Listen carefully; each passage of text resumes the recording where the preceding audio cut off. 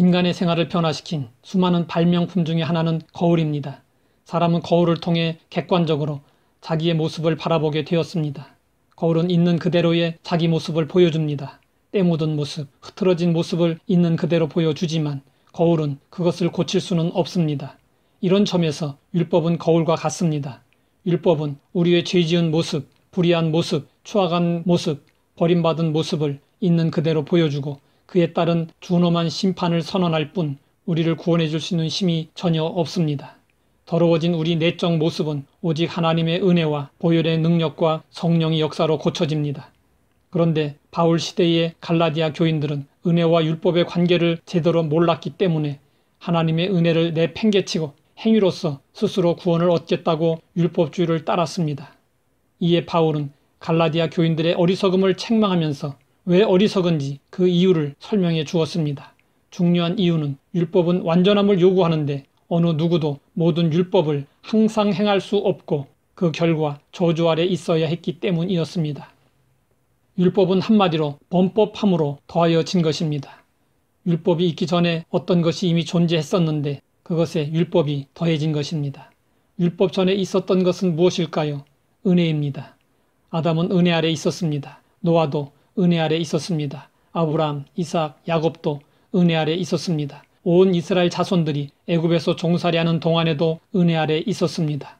은혜로 그들은 애굽에서 구원을 받았고 또한 은혜로 홍해를 건넜습니다. 하나님은 율법을 주시기 전까지 인간을 은혜로 다스리셨고 율법 시대에도 여전히 은혜로 다루셨으며 율법 시대 이후에도 그렇게 하셨습니다. 율법은 은혜와 대치된 것이 아니었고 혼합된 것도 아니었고 보완된 것도 아니었습니다. 그저 곁에 나란히 놓여 있었습니다. 그러면 왜 율법이 더해졌을까요? 이스라엘 백성들이 애굽에서 벗어나 홍해를 건너 시내산에 이르기까지의 과정을 보면 그들은 하나님의 은혜는 금방 잊어버리고 조금만 불편하면 원망하고 불평했습니다. 시내산에서 이스라엘 백성들에게 율법이 주어진 배경에는 원망과 배반과 배은망덕이 있었습니다. 하나님은 이스라엘 백성들을 깨우치기 위해서 내 말을 잘 듣고 내 언약을 지키면 거룩한 백성이 될 것이라고 말씀하셨습니다.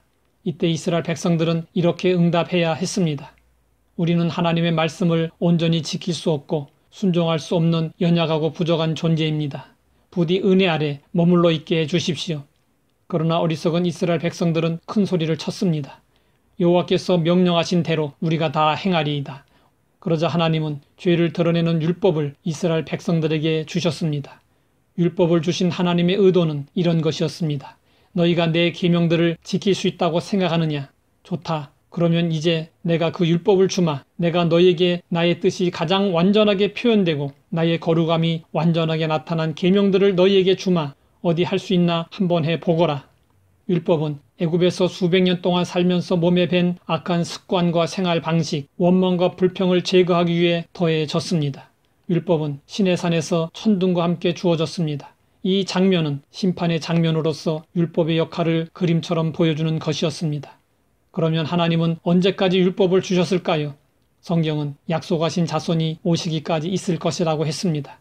약속하신 자손은 예수 그리스도를 말합니다. 율법은 예수 그리스도께서 나타나셨을 때 그 유효 기간을 끝마치게 되었습니다. 그렇다고 해서 율법이 폐해진 것은 아닙니다. 이것은 채무자가 채권자에게 갚을 빚을 친구가 대신 갚아줌으로써 채권자의 요구는 끝이 났지만 채권자가 사라진 것은 아니라는 뜻입니다. 즉 율법의 요구가 끝난 것이지 율법 자체가 없어져 버린 것은 아닙니다. 율법은 더 이상 우리를 정죄하고 심판하지 못합니다. 하지만 죄를 깨닫게 하는 역할은 여전히 유효합니다. 그러므로 우리는 율법을 통해 죄를 깨닫고 예수님 앞으로 나아가 믿음으로 의롭다함을 받고 하나님의 자녀로서 오직 은혜로 살아야 합니다.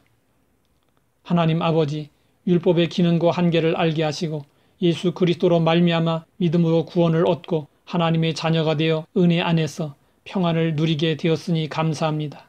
우리가 율법에서 자유롭게 되었지만 거룩함을 원하시는 하나님의 뜻을 따라 늘 말씀에 순종하며 살게 하옵소서. 예수님의 이름으로 기도드립니다.